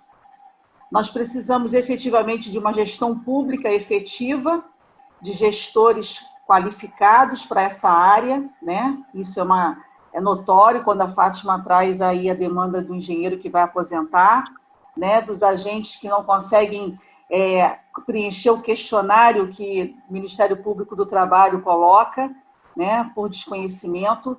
Por outro lado, também, quem está à frente da administração pública não pode dizer que não conhece. Ele tem que buscar para que não seja, então, fadado à prevaricação, ao descumprimento do dever legal. E a gente sabe muito bem que a administração pública também tem as suas sanções, né? Então, o ente público ele tem que ter conhecimento do seu papel, da importância de estar à frente de uma instituição, né? Isso tudo forma um sentimento, uma questão subjetiva que a gente chama de atitude, né? O que realmente precisa é termos atitude, né? E o que a gente vê aqui nessa discussão, através das doutoras do Ministério Público, que entram por essa vertente do diálogo social, de poder estar junto com as instituições públicas de segurança, trazendo um apoio muito maior do que ser visto como punição, mas é um apoio para que a máquina comece a trabalhar. E cada um de nós na segurança pública, nas instituições, desempenha também isso, na guarda, na polícia civil, militar, SEAP, bombeiro, DEGASE. Todas essas instituições existem profissionais com atitudes, mas muitos sem poder decisório, né? E é isso que a gente precisa de gestores com poder decisório sensíveis a essa causa, né? E eu faço um fechamento voltado agora para essa questão da espiritualidade, que foi também muito bem falado, através dos fatores de proteção, que é onde está aí esse nosso sentimento de poder valorizar melhor esse profissional, agente de segurança, de estabelecer uma cultura de saúde, né? A gente precisa ter esse olhar sensível a essa cultura de saúde. E, se me permitem aqui, eu trago aqui uma referência, um textinho aqui bem pequenininho, que acho que está bem alinhado ao que a gente está falando, né? Tenhamos a certeza de que o mundo melhor, a Terra ou as organizações, não será um mundo de coisas e máquinas melhores, e sim de pessoas melhores. E por causa disto, tudo será melhor, pois o bem que eu quero para mim, eu quero para o meu próximo. Consequentemente, teremos um clima, um ambiente espiritual e organizacional melhor e seremos mais felizes onde quer que estejamos. Eu acho que atrás da nossa investidura em cargo público, atrás da nossa atividade laboral, dos nossos sentimentos, está uma coisa gritando ali nesse anseio todo que a gente vai conseguir trazer um cenário melhor para essa questão da saúde e da segurança do trabalho. Eu não tenho dúvida que, doutor Meirelles, as suas palavras aí de que a gente já está, essa construção que a doutora Cíntia e a doutora Samira falam, que a Deise também falou, ela já aconteceu, ela já está acontecendo, né?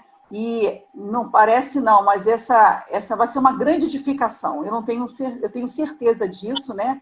E essa discussão de hoje, ela já está começando a mexer com as nossas mentes, nossos corações, porque o nosso ideal já está ali na frente, ali, já está sendo visto. E isso se faz através de pessoas, né? Somos nós realmente que somos aí, que vamos colocar isso, essa roda para girar e alcançar esse grande objetivo de valorizar os profissionais da segurança pública. Meus agradecimentos aí por essa oportunidade aí brilhante de poder aprender um pouco mais com vocês, né? E de poder trazer para o IPES esse olhar dentro desse contexto de prevenção, porque o IPES ele traz essa bandeira de conhecer para prevenir, né? Tenho certeza aqui, Deise, que nós temos aqui nossos amigos aqui da prevenção, né? Para a gente poder estar juntos aqui, fazendo um novo caminhar aí na área da segurança pública. Então, olha, muito obrigada, sou eternamente grata por todo esse compartilhamento de anseios, de conhecimento, e estou sempre à disposição para poder somar no que for preciso. Se alguém mais quiser falar alguma coisa, por favor. Tá? Muito obrigada. Eu gostaria de agradecer. Quer Só falar rapidinho, antes que as pessoas... Não quero falar, não. Eu quero só pedir para a gente fazer a foto, antes que o povo vá fora, porque essa é a primeira mesa. E a primeira mesa tem que ter o registro. Aí depois a gente fala, pode ser?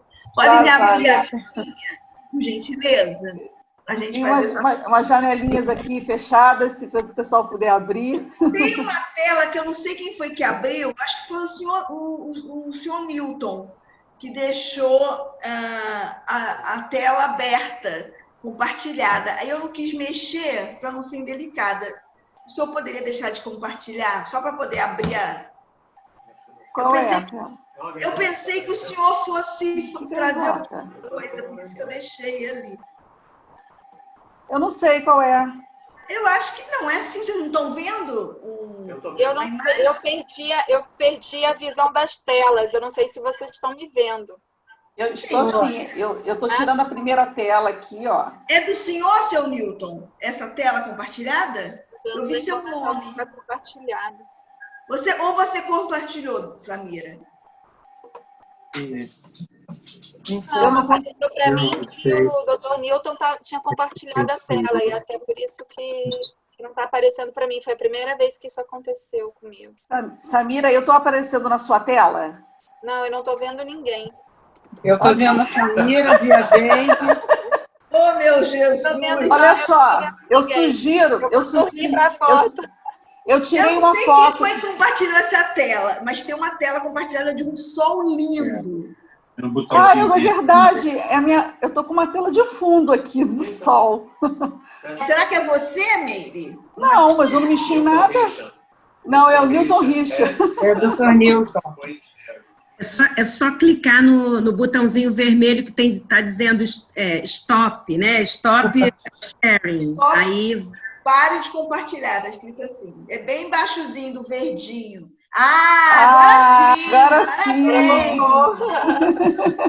Foi ele que botou, sei lá por que ele botou dentro. A gente pode pedir o seu Matheus, Ivan, Vanessa e a outra que eu não sei quem é, para a gente abrir, para ficar bonitinho na foto. Porque esse registro é histórico. A gente nunca viu uma mesa, é a nossa primeira mesa institucional. E vocês estão fazendo a história dessa mesa. Vamos pedir lá? Aqui para o Ivan, Matheus, abrir, Vanessa, para a gente bater a foto. Eu acho que eles estão fora. Então, vamos embora. Então tá, vamos tirar. Senão vai passar vamos tirar, então. Tirar mais outra. Pronto, muito obrigada. Desculpa, doutora Cíntia, pode falar. Não, eu só queria agradecer, dizer que nós aprendemos também com vocês. Se a gente não conhece a realidade das profissões, a gente não tem como atuar adequadamente, só conhecendo a realidade de cada uma delas. E isso vocês propiciaram a gente, né? Então, para o doutor Carlos, eu acho que fez aquela pergunta, é claro que é sempre aberto, nós conhecemos graças aos profissionais, né, a todos os sofridos que nos trouxeram as coisas. Então, a construção é a partir da fala. Então, eu queria agradecer, dizer que foi um prazer muito grande e nossa, muito bom. O aprendizado foi meu. Obrigada. Muito obrigada. Muito obrigada, doutora Cíntia, doutora Samira. Pois não, doutora Samira? Eu queria agradecer também imensamente. Foi muito gratificante. E é o que a Cíntia falou, na verdade, esse trabalho não poderia ser possível sem vocês nos demandarem, sem vocês trazerem as informações e o detalhamento dos anseios dos agentes de segurança pública. E é um longo caminho a ser seguido, vamos até o fim. Sim, e fica os nossos agradecimentos aqui. Comemorando cada conquista. Isso, e em nome dos agentes de segurança pública, nós agradecemos muito a atuação do Ministério Público do Trabalho. Fiquem sempre presentes do nosso lado. Estaremos.